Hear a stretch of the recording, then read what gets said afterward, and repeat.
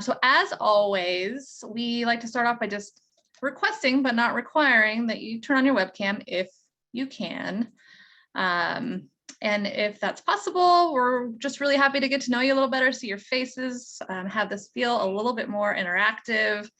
And so that would be great. And also, we'd appreciate it if you would take a moment just to introduce yourself over chat, just briefly. That way we know a little bit more about who's here.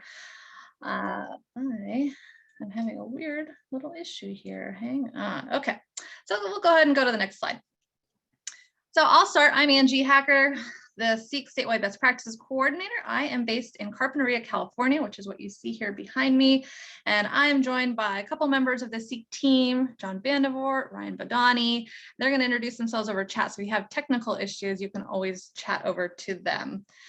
So for the last 3 months prior to January, we have been doing these meetings. We've designed a regular space for local governments to, and those that work with them, to learn about opportunities to advance their energy and climate goals. And so far, we have exchanged a lot of information about valuable funding and assistance programs, and really have also had these deep dive conversations with experts. So we've brought in a congressional representative, a couple representatives from different state agencies, and we just, we know how busy each of you are. So the idea is, if you come and spend an hour with us once a month, we'll do our best to keep you updated on the timely opportunities that can help you get your initiative, your energy and climate initiatives further along. And so first today, what we're going to do is run through some opportunities that are active or on the horizon. Then we're going to have a two-way collaborative conversation with our guests that are actually here with us today from OEHHA, which is a unit under CalEPA. They're here to talk to us about the CalEnviro Screen 4.0 update, what it means for disadvantaged communities and local governments that serve them. So we're excited for that conversation today. I'll introduce them more a bit later. And then we're going to wrap up with that BPC, Ask the BPC segment. And that's really just this opportunity to ask for information. So if there's anything that you're working on, just be thinking about what question you might like to outsource to the group or to me that we can help you with. Last thing before we move forward here is to don't stress, right? We always send out information afterwards. You don't have to take a bunch of notes. Also, our team is going to be submitting or putting some of the links that we're going over into the chat. So you can always access things there. And then of course, there'll be a follow-up email. Okay. So we'll go over to the next slide, please. We're going to just dive right in here. This is our first opportunity for roundtable sharing, and this is intended to be interactive too. So I'm going to talk about some things that I know of that are on the horizon or are active right now, and I'm encouraging other folks on the line to do the same. So if you can, please chat any other opportunities that you're seeing from your perspective. And that's going to really help us populate the weekly update that we send all the time and our funding database and all the other resources that we can help, we just help each other, move each other forward.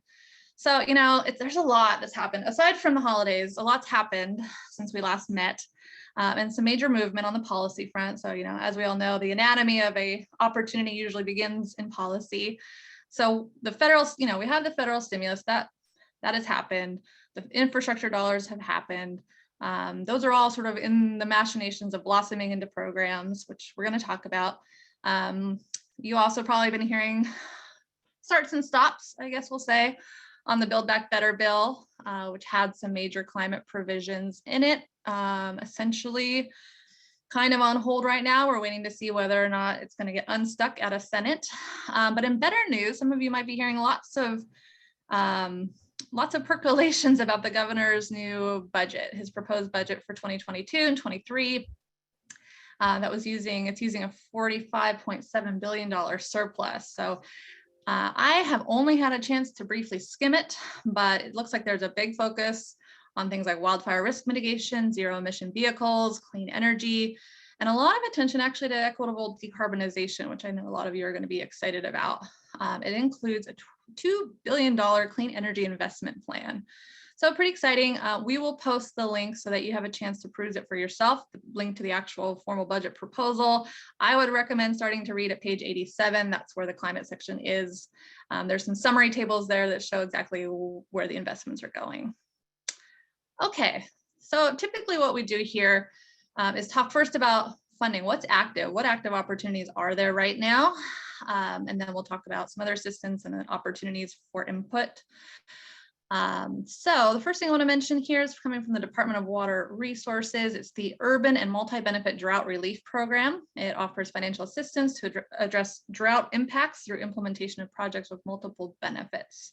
So it's available to communities. You could potentially be, I know it's not quite in our wheelhouse. It's more on the adaptation side of things, but I wanted to mention it. It is the application date is coming soon, so it's closes on the 14th of January. CDFA, this is kind of an interesting one, a little different. It's a competitive grant application up to $500,000, and you can request to provide technical assistance to California farmers and ranchers regarding irrigation system, water and energy efficiency, and nutrient management. So if you want to be a provider of technical assistance, that's what this one's about, and that one's due on the 19th. So yeah, I'm sorry to tell you these things a little close to the deadline, but if you're interested in it, hopefully it's already on your radar. One more thing I want to put on your radar here is the CEC's Rural Electric Vehicle Charging Solicitation. And so this is a program I'm going to go into more detail on in the next slide. This will be the spotlight because I think it's an interesting one, but it is due in March 11th. On other assistance, and again, I'm going to remind folks to please go ahead and chat if you see other opportunities out there that you can share with others. Coming soon, I really think it's important. If you're on the LinkedIn group, you see me kind of talking a lot about these big programs that are starting to come out from OPR and Strategic Growth Council.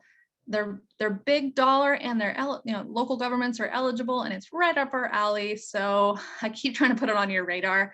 And the solicitations for some of these things are coming soon. So there's an opportunity to really start thinking about it, planning, looking at the guidelines, getting your partners together. First one here I want to talk about is OPR, the Community Economic Resilience Fund. That's a program that's being developed by OPR and other state partners with $600 million out of ARPA. And it's to support regional economies with an equitable and sustainable recovery from the economic distress of COVID. So I want to put on your radar that February 2022, that's only next month, is when that solicitation is supposed to go live. And it's, these are fairly big dollar opportunities. So fortunately, we are going to be hosting a conversation with folks from OPR that run this program, they're developing this program, and that's going to be next month, February 8th. Please join us for that. And so that's, especially for folks that are thinking about the intersection between economic development and clean energy and climate change. The other ones I want to point out are Strategic Growth Council. So transformative climate communities, it got a big infusion out of the last year's climate package, so $420 million. So now they're going through the process of updating the transformative climate communities guidelines. They've done that, they've done their outreach.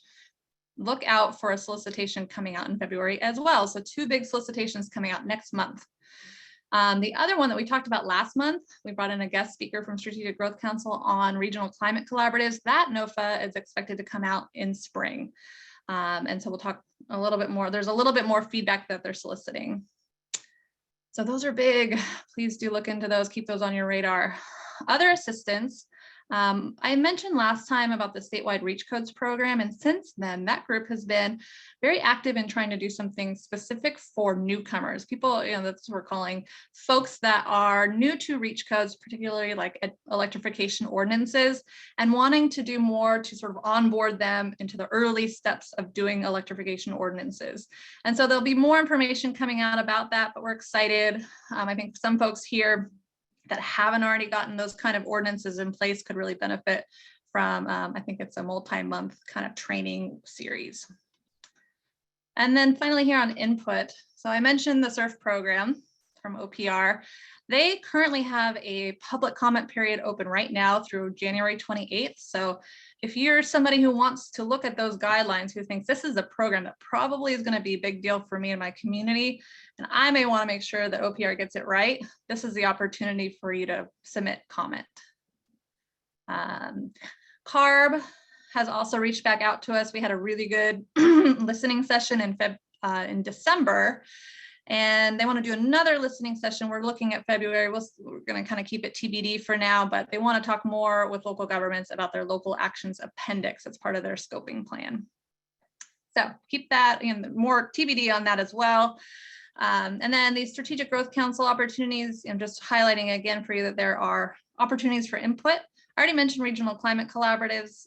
They're planning to have their draft guidelines out in February for public comment. So again, I mean, if you're somebody who thinks this program is going to be a big deal for you and your community, consider commenting. The other one I want to mention is the Strategic Growth Council's other big program that local governments are eligible for, and that's the Affordable Housing and Sustainable Communities program. They have received, that climate package from last year gave this program a budget infusion of $780 million. And so they're looking to significantly update their guidelines for round 7.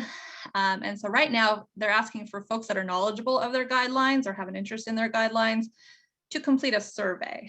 And so that's the opportunity for input for that program right now. So all these links should be being thrown up on the chat. Did anybody else have anything? Let's see. I'm gonna look at the chat and see if anybody else had anything to say about opportunities. Yeah, that's some grants.ca.gov is a great place to look for grants. CalEPA, yes, you know what? I should do a deep dive on CalEPA one of these days and their Go Green financing program. Thank you for highlighting that. Great, thank you guys. Oh, thank you, Ashley. She posted, I mentioned that newcomers webinar series as an Eventbrite link so that you can actually register for it. Smiley face, thank you. All right, great. So I have just one more minute to kind of quickly go through this next opportunity. So it's a good segue though to the conversation we're going to have today. This is called the CEC's, it's a rural electric vehicle charging solicitation. So it's, like I said, it's due March 11th. So there's a little bit of time on it. The goal of it is it's for rural residents, projects for rural residents that will demonstrate replicable and scalable light duty electric vehicle charging, business and technology models. And so it's an implementation grant. They want to see projects, the projects must include deployment and installation of chargers. So a lot of you I know are really interested in this. This is an opportunity. Dollar amount's not small. It's minimum of 500,000 up to 1.6 million. The eligible applicants, I mean, all of you, if you're a local government or even another kind of entity, might be eligible as long as you're in the eligible communities, which is what's showing there on the right. They also encourage engagement with local CBOs. It's competitive and the solicitation materials are linked here. One thing I do want to mention, so one of the things they're saying is what they want to do is to target at least 50% of the total project costs in disadvantaged or low income communities. I don't know about you, but I'm seeing that everywhere these days. So what does it mean for you? If you're a local government that's serving a disadvantaged community or low income census tract, you probably have a leg up on this and many, many other solicitations. So that's the segue to the conversation we're having today, where we're starting to see these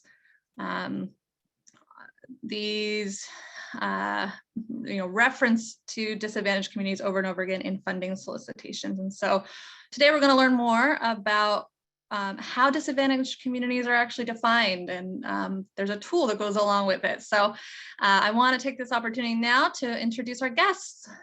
This month, we are very fortunate to be joined by Walker Wieland and Laura August. They are both research scientists with CalEPA's Office of Environmental Health Hazard Assessment.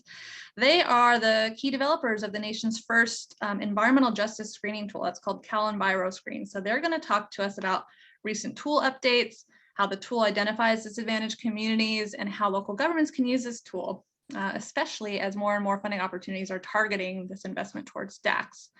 It becomes really important. So we get to have this two-way conversation, and be sure to ask questions in the chat box as you think of them while you're hearing from both Walker and Laura. So with that, we're going to go ahead and hand it off to Walker and Laura. Thank you so much for being with us. All right, thank you, Angie, for that introduction. Thanks so much. So Laura, I'll go ahead and share my screen and I'll pass it over to you. Great, sounds good.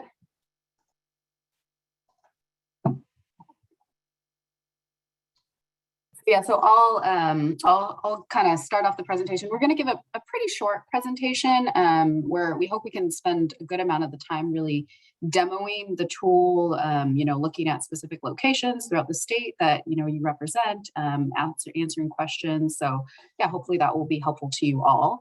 But I'll start by just kind of giving a brief overview of a little bit of the history and the nuts and bolts of the tool, and happy to answer any other questions, and then we'll pass it off to Walker. And so, yeah, send any questions in the chat and Walker will be taking a look at those as well.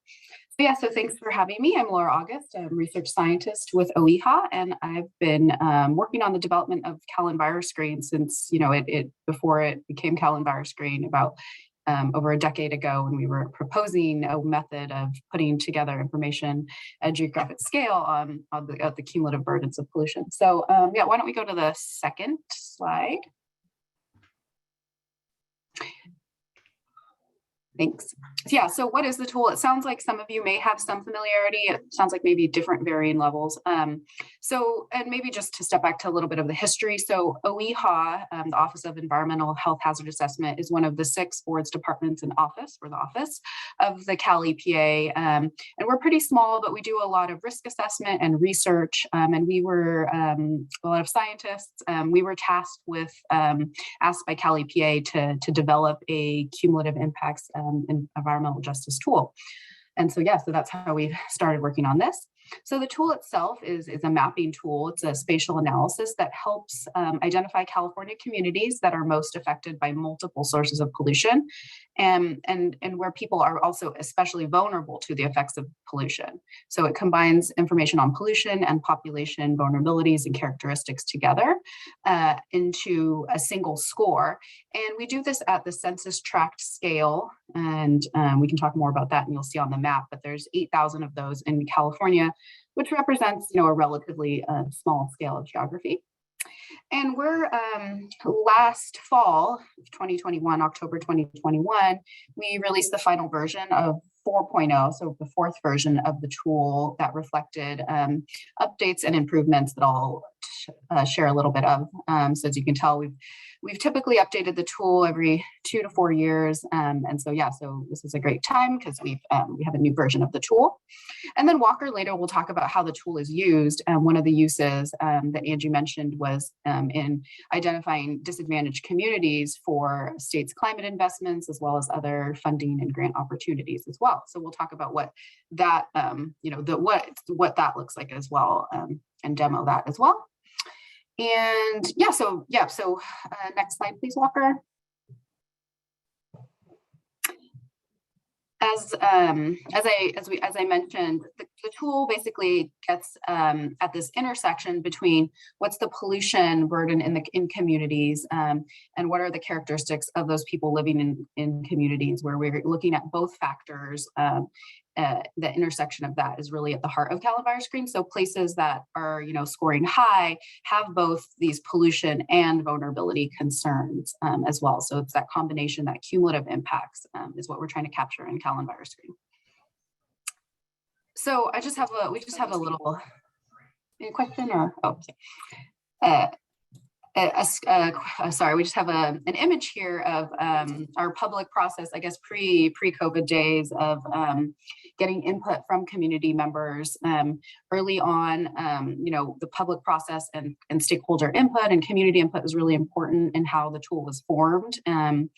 And we had a multi-stakeholder group that met in the late 2000s to 2010s to give us input, as well as targeted community outreach, giving us input on the tool, where we used to sit around tables and maps and get input. This is always very important to us. Last year, sorry, we did that process virtually, getting community and stakeholder input on the update to the tool, where we released a draft and got input as well. And then these sort of conversations, you can provide us your feedback and input anytime in the process, and we kind of take that as we improve the tool. So the indicators.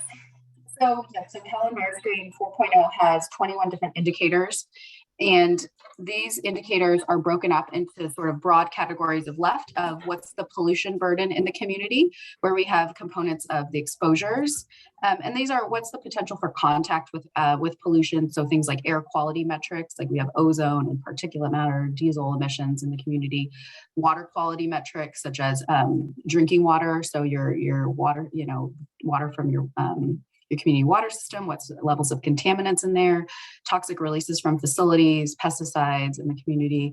We actually added a new indicator here in 4.0 to capture lead risk, children's lead risk from housing. And then the second column, environmental effects. These are adverse environmental conditions caused by pollutants. And here we include things related to environmental degradation, such as contaminated cleanup sites or places where hazardous waste is generated and treated, where surface waters are impaired by pollutants and other factors there. A lot of these site-based databases are in there. And then moving to the next two columns, this is sort of that population side of CalEnviro Screen, made up of indicators of what we consider the vulnerabilities to pollution. And we have sensitive populations, where here we're trying to capture physiological traits like health conditions that can actually magnify the effects of pollutants exposure. So they'll make you more vulnerable. You're living in a polluted environment. These are health conditions there. So we have asthma, cardiovascular disease, and low birth weight infants. And then on the far right are our socioeconomic factors, our community characteristics that can increase vulnerability. And these are a lot of socioeconomic indicators coming from the census, including having low educational attainment, linguistically isolated communities, poverty, and housing burden, where folks are spending a lot of their, low-income people are spending a lot of their money towards rent or mortgage. So those are the indicators, a lot of them there. Let's see. So briefly, these were some slides where we were talking about the updates to CalEnviro Screen. So we're getting, version 4.0. So these are a bit in the weeds. I can just kind of touch upon them, and then definitely if there's follow-up, if you really want to dig into it, can let us know. But we had major improvements to how we assessed the drinking water contaminant indicators statewide. We had all the information on the 3,000 community public water systems, and improved how we calculated our contaminants there. Additional pesticides were included in our pesticide use indicator. In our indicator of groundwater threats, so this is a lot of contaminated groundwater from hazardous chemicals. We also included adding dairies and feedlots to that indicator to reflect potential nitrate contamination. On the bottom, we added the location of chrome metal plating facilities to our hazardous waste indicator. And then in the bottom middle, we made significant improvements to how some of our air quality indicators, more refined for PM, particulate matter 2.5, and diesel emissions. And then maybe for folks down in Southern California on the border, we continue to incorporate data at the California-Mexico border to account for some pollution occurring in Mexico affecting border communities as well. So that's a handful. Yeah. So as I mentioned, we did add one new indicator in this version, an indicator of lead, trying to capture children's lead risk from housing, where we combined information about the likelihood of homes with lead-based paint hazards based on age of housing and other factors, combining it with information on low-income households with children. So that's how that indicator got developed, and that's one of the pollution indicators that you'll see in the map. So yeah, it's important that we we share our products and make products accessible and share how to use them, and forums like this are really great. So Walker's going to demo later some of how to access some of these, but we have an open data hub site that we call it to access all our data and mapping products. On the top right, we have a mapping tool where you can access all of the 21 individual indicator layers along with the overall results if you really want to peel away the different data sets that make up CalEnviro Screen. We also have some video models, some video trainings on YouTube at the bottom left as well. And we're working on an interactive data dashboard where you can filter by variable and geographic region. So we think that hopefully when we release that later this year, will be very useful for local governments. You could filter by your city, I think, right, Walker? Hopefully you can talk more to it. Or different like legislative boundaries, for example. And then I have a couple more before I transition to Walker and the demo. One other, next slide, please. One other thing we make available is an analysis of the CalEnviroScreen and information on the race and ethnicity in the communities. So CalEnviroScreen itself does not include an indicator of race or ethnicity just due to ability for the state to use race and ethnicity in funding.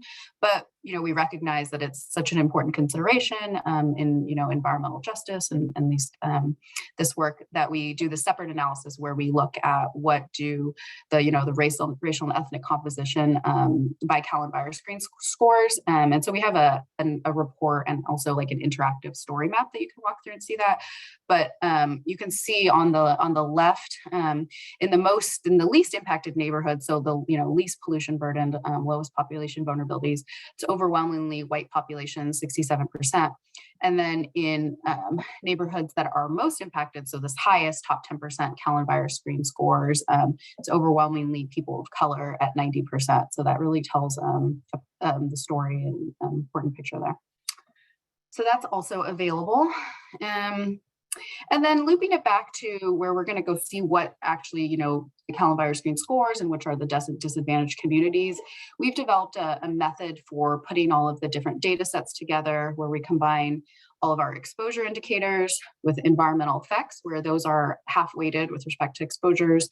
We combine that, average that together, multiply it by the average of sensitive populations and socioeconomic factors to come up with this overall CalEnviroScreen score, red to green map that you'll see there. So that's kind of just a visual representation of the scoring.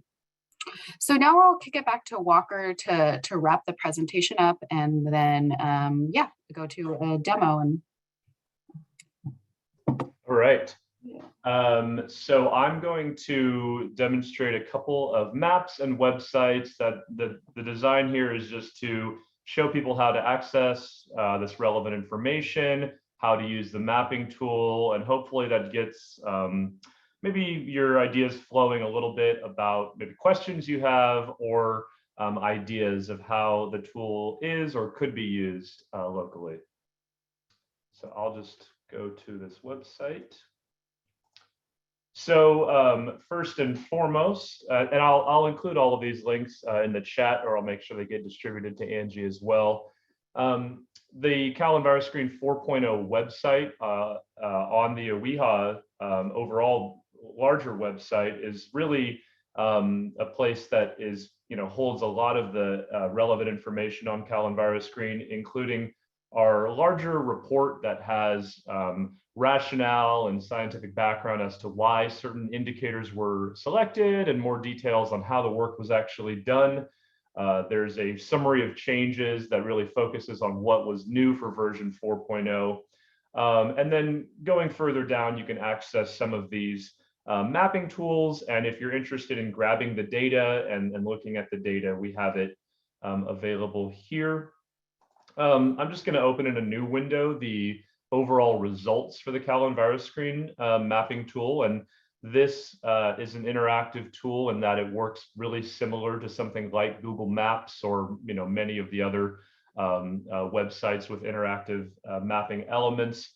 This green to red color scheme here shown on the map is a representation of the cumulative overall score from CalEnviroScreen. So as Laura showed on a previous slide, this represents all 21 of those indicators combined together, which is what really the goal of CalEnviroScreen is to show what these cumulative overall scores are. So the darker red colors on the map are highest overall cumulative burdens, while the darker green are lowest overall burdens. We can use this search bar. I'm just gonna go to Oakland as an example. So we'll zoom into Oakland, California, and the results will appear over here. And then you can click on one census tract, which will be highlighted in blue, and you can use this little docking button here to get the pop-up window out of the way, which is helpful for viewing. So this highlighted census tract here in turquoise is what we've selected, and now we've got in this pop-up window all of the underlying CalEnviroScreen data for this given census tract. One thing that we didn't go into detail in this presentation, but is important for just interpreting these maps, is that the data for every indicator is reported in percentiles. So what is a percentile? It's often used in standardized testing, right? So if you got 90th percentile on your SAT test, that means you got a higher SAT than 90% of the rest of the people that took the test. That's the same concept that we're conveying with these percentiles here. Each of these indicators are evaluated statewide. So when we see something like diesel particulate matter at 99, it means that diesel emissions are higher in this given turquoise census tract than 99% of other census tracts in the state. So hopefully that gives you some idea of what we're talking about as we portray these various indicators in this pop-up window. I know that this meeting is a local focus, and to answer your questions, we do not have how does this census tract ranks, relative to the rest of the census tracts in Oakland. But with some of the tools we're developing, such as the data dashboard, where you can, for example, just examine the census tracts in Oakland, in this case, we're starting to go in that direction. But in this case, we're just looking at a statewide relative perspective. Further down in the pop-up window, we have these pie charts that show race or ethnicity profile breakdowns, as well as age, which has proportion of elderly and children breakdowns as well, which are oftentimes relevant metrics. One thing to note is that when we created these overall maps a number of years ago for previous versions of CalEnviroScreen, one of the immediate requests we got was to provide indicator level maps where you could not only examine these cumulative scores, but look also at just ozone or just poverty or just hazardous waste. And so that's another product that we have available on this second tab here. And we call these the CalEnviroScreen indicator maps. So this is helpful if you just want to examine one of the indicators in isolation. The map works in that you can click on any of the indicators here on the left-hand column and get to it. So maybe first we'll use the search bar to go back to Oakland.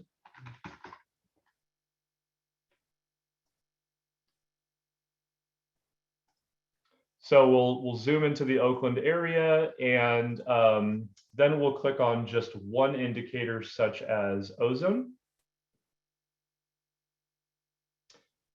And you can see that we start to get a sense by looking at the legend, which of course is not popping up for some reason. I'll pull up a different one. Of course, you do a demo and then the thing doesn't show up as it's supposed to. So particulate matter 2.5 is another indicator in our tool. And you can see by looking at the legend and also the symbols on the map, the orange dots represent the location of PM 2.5 monitors, while the legend indicates higher or lower relative scores. So to interpret the CalEnviroScreen maps, darker colors always represent higher overall scores. So you can start to get a sense of what PM 2.5 looks like in the Oakland area, and you can still click on any individual census tract and get a little bit more specific information for that area. The last map I'll demo is the proposed disadvantaged community designation coming from CalEPA. When Angie was talking about some of the funding opportunities that relate specifically to disadvantaged communities, or DACs for short, this map, which is currently in draft format, but should be finalized soon, will be a bit more applicable to the work that you all are doing. So what we're looking at in this map is it's still CalEnviroScreen data, but it's the top quartile or the top 25% of CalEnviroScreen scores. So when thinking about prioritizing funding and prioritizing your work, CalEPA has identified the top 25% of CalEnviroScreen scoring census tracts as really these disadvantaged communities or places that get prioritized for funding opportunities through California climate investments and through a number of other state programs. The color differentiation is that red are CalEnviroScreen 4.0 disadvantaged communities, and blue are communities identified in the previous version, version 3.0, that are also considered for eligibility here. So the basic takeaway is that, you know, the draft that CalEPA has put out, if it's red or blue, it has eligibility for disadvantaged community.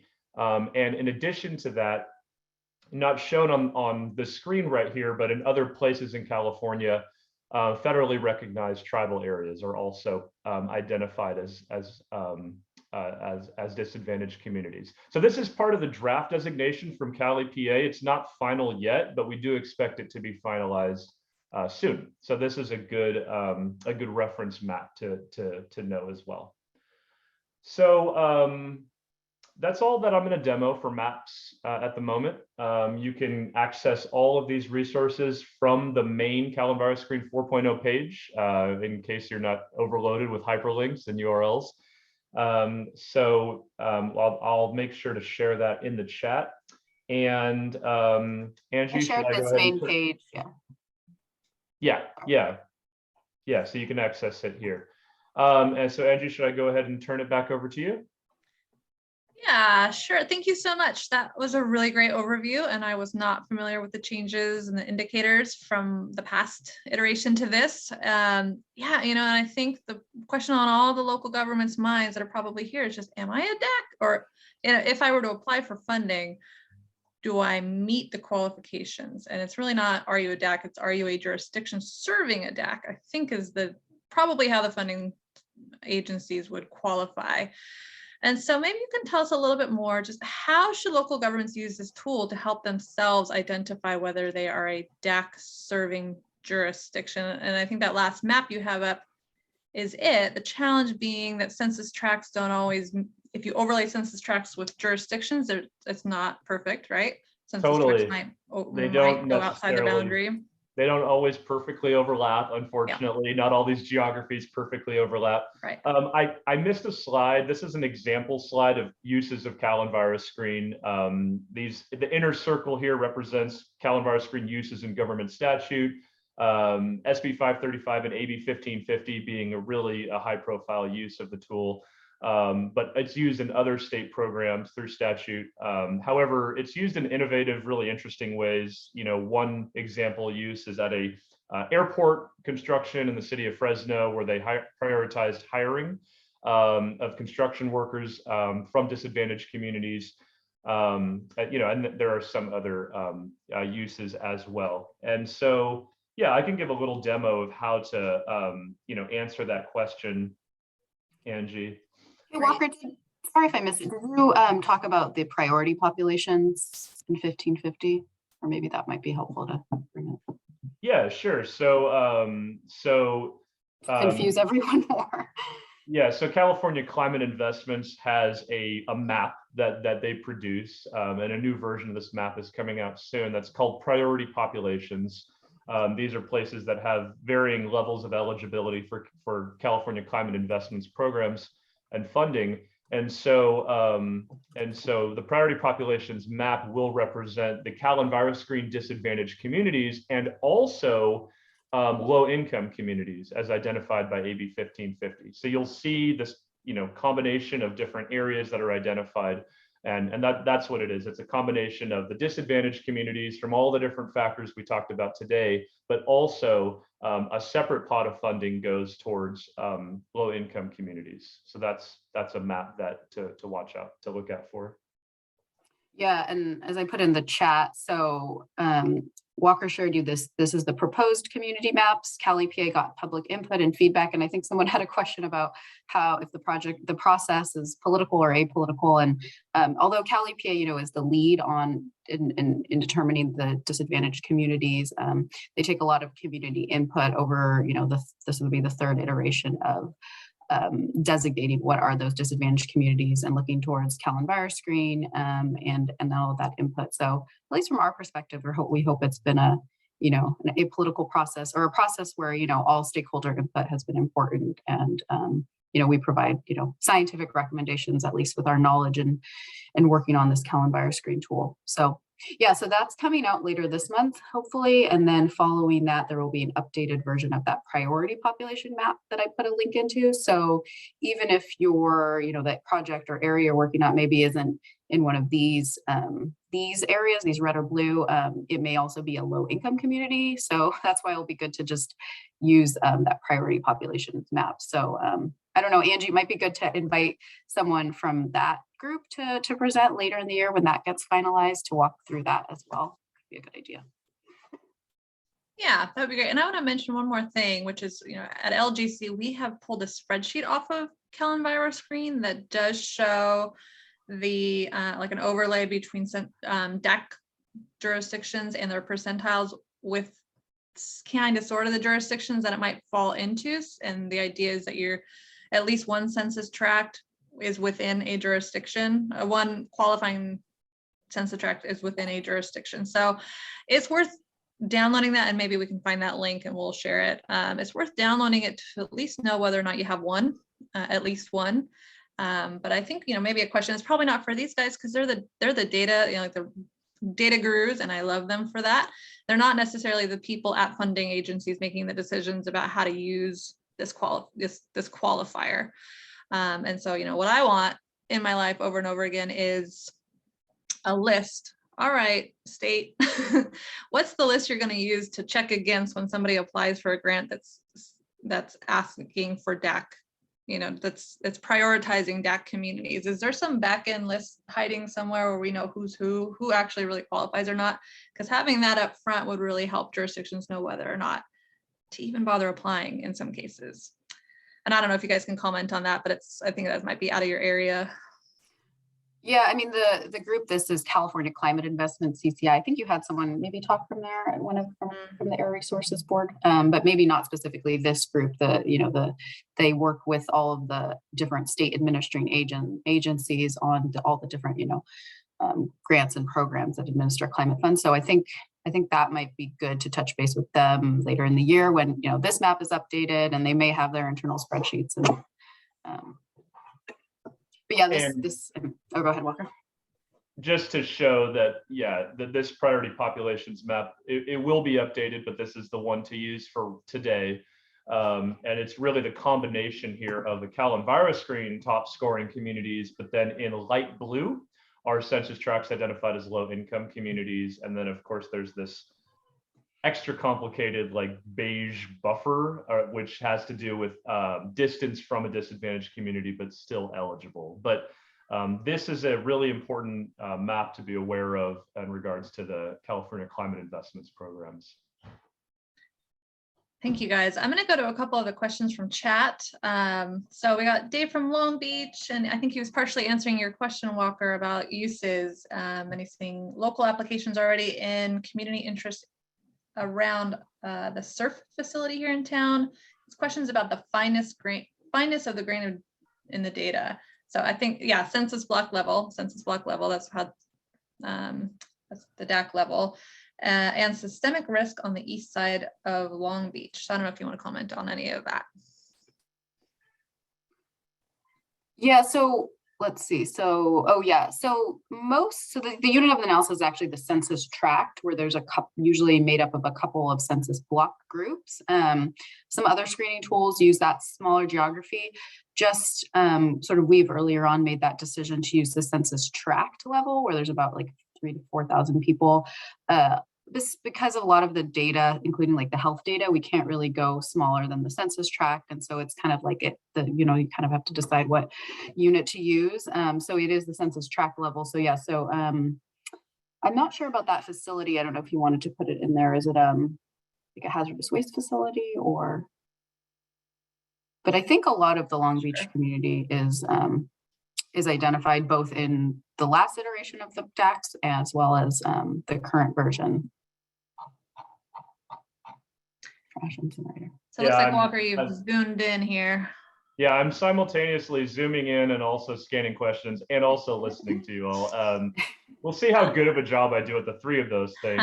Yeah, just looking at Long Beach, you know, we talked a little bit about CalEnviro Screen being not only dependent on pollution exposure, but also people, right? What are the characteristics of people living in communities? There's portions, especially around the port, that don't have a lot of people and therefore don't get these indicator scores for asthma or for poverty, just because there's not enough people to get a reliable estimate from the census. We do, however, have a part of that disadvantaged communities designation where if the census tracts super high in pollution, but doesn't have a reliable population score, it's still identified as a disadvantaged community. And that's not only to account for the people in that tract, but also these frontline communities living directly adjacent to that census tract. So there's still some element of eligibility there. Walker, do you want to show the proposed deck map for that location? Sure.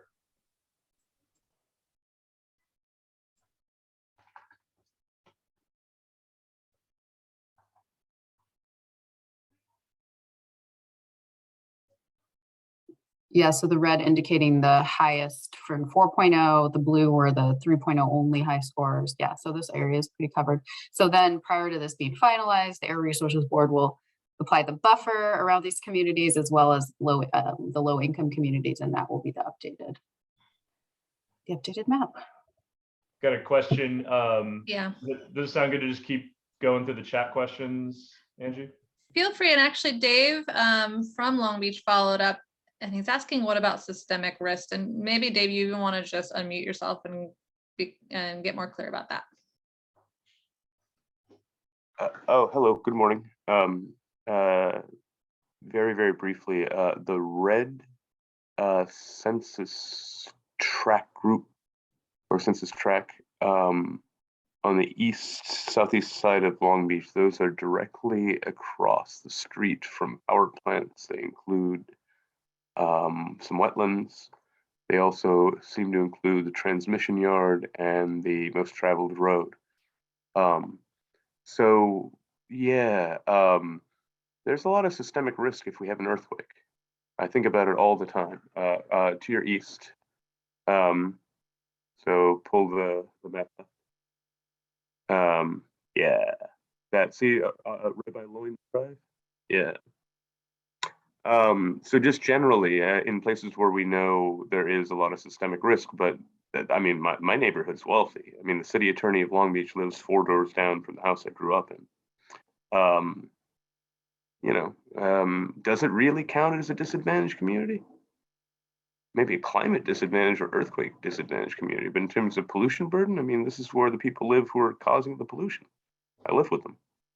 The area you're talking about isn't one of the red areas.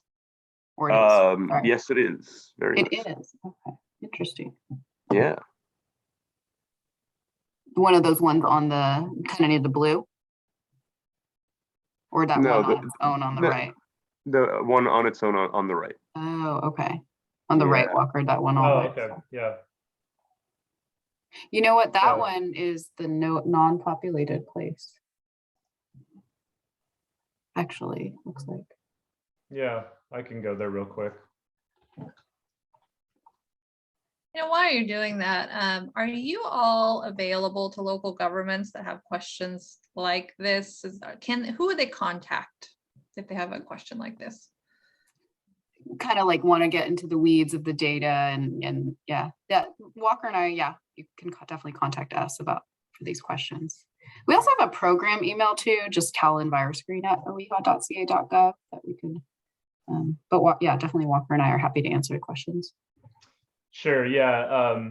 And a lot of the question answering is somewhat reactionary in the sense that it's sort of impossible for Laura and I to, know what conditions are in all these different places. But This is actually looks like a pretty unique situation where the population counts are so low from the census tract that we don't have reliable data on the population side, but there's high proximity to polluted sites, high levels of toxic releases. And so those are some of the contributing factors. So that was kind of my thought process, Dave, was to just look at the overall results map and see what are some of the, contributing indicators to the score.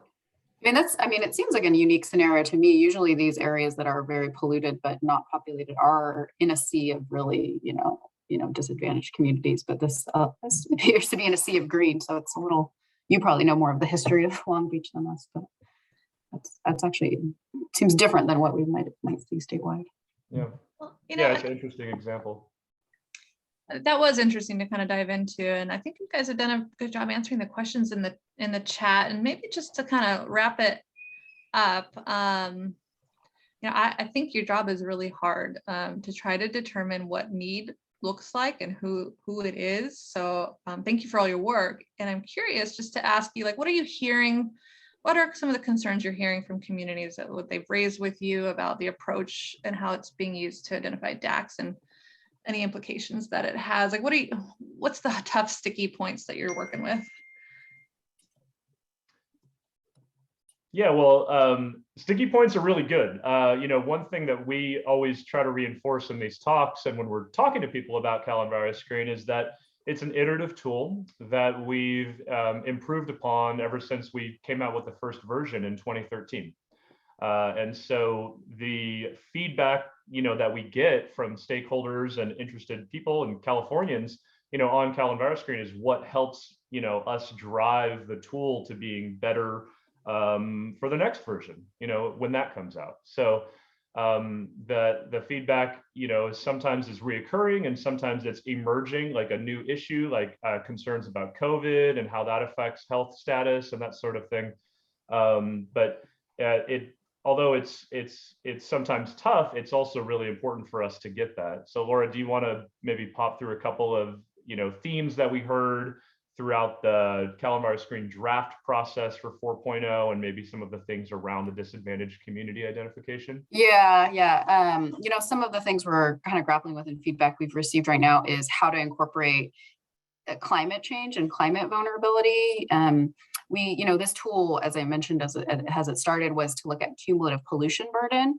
We weren't, it's used for climate investments, but how we were tasked was to look at, what are the pollution burdens in a community. And so we haven't included indicators of climate vulnerability, but more and more, understanding that is important. So that's something, we'd appreciate input on how we might, there's the state's developing, there's obviously a lot of different data sets on, climate and climate vulnerability statewide. So that's a theme we're thinking about. Let's see, health data is something also, we're unique in our tool and compared to other statewide tools where we are able to incorporate some good quality health data. But there's always the need to have different types of health represented in the tool, and how do you balance that with the geographic scale? That's something also that we heard about. We use the census tract scale, but is it appropriate, in rural areas, actually, where you can see here on the west side of Stockton, for example, these are some really large census tracts. And so maybe thinking about how we capture rural communities as well as, or can we even go to a smaller geography as well. Just another thing we're thinking about too is now that we're on the 4th version of this tool, people are interested in what can this tool tell us in the data over time. Can we look at, as the state, made progress in, in reducing in pollution reduction, and has it been equitable progress? And so something actually came out in proposing the governor's budget to give our group send other positions to be able to start looking at tracking changes and measuring changes in progress using the data. So that's something we're excited about. So now we, fingers crossed, the budget will have some resources just to do that work. So anything else you were thinking of, Walker? I totally missed. Actually, I might need to wrap us up here just to to give ourselves time for closing out our meeting.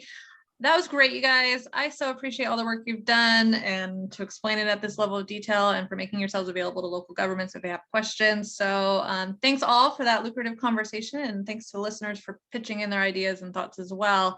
I think I've maybe harassed you guys for another presentation at some point coming up here soon. So we'll be in touch. Thank you very much, Laura and Walker. And I think we'll take the slides back and just wrap us up with the last segment here, which is really about this is our BPC, Ask the BPC segment, and it's just a few minutes to open up for any questions that you might have that you're working on something, you need a little bit more information, maybe you're looking for a best practice or an example, or you want to know something about a new code change, a policy.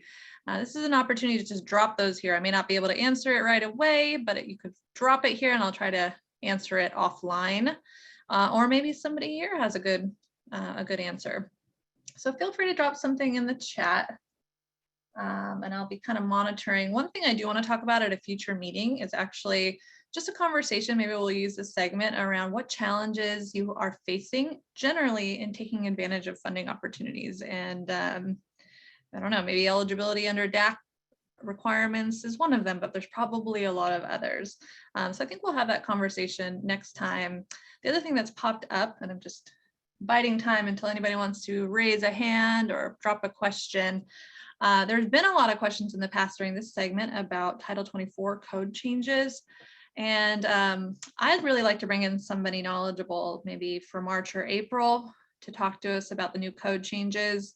And so I'm going to scan my network, but I'm opening up to anybody on the line here who might have a recommendation of somebody who would be really good for us all to hear from, who can translate those code changes into what it means for local agencies. I'm not seeing anything yet pop up in the chat, but you can always raise questions with me outside of these meetings if you email me at ahacker@lgc.org, and I'll be happy to help you offline anytime. That's part of what we do. All right, so on the last minute here, not seeing anything pop up. Oh, Josh Dean. All right, thank you, Benjamin. Helpful. Last slide here, we're going to skip through what we do at SEEK, because I think folks are starting to get a better familiarity with it, and just talk about what's next. So our next meeting is going to be February 8th, and we are super excited to be joined by representatives from OPR's Community Economic Resilience Fund program. And so that's right, that's that new big program. That solicitation's coming out soon, so it's very timely, and I really welcome you all to come and learn more about it so you can get yourself prepared to possibly apply. Feel free to share the invitation to come to these meetings with others. We've had a lot of people register, and pretty good attendance, so spread the word with us if you would. And if you ever come across something where you're like, I would really love to hear more about this agency or this program, just let us know and we'll be happy to try to track down a good speaker. With that, I just want to say thank you so much for being with us again. We'll see you at our next meeting, and have a wonderful rest of your month. Take care.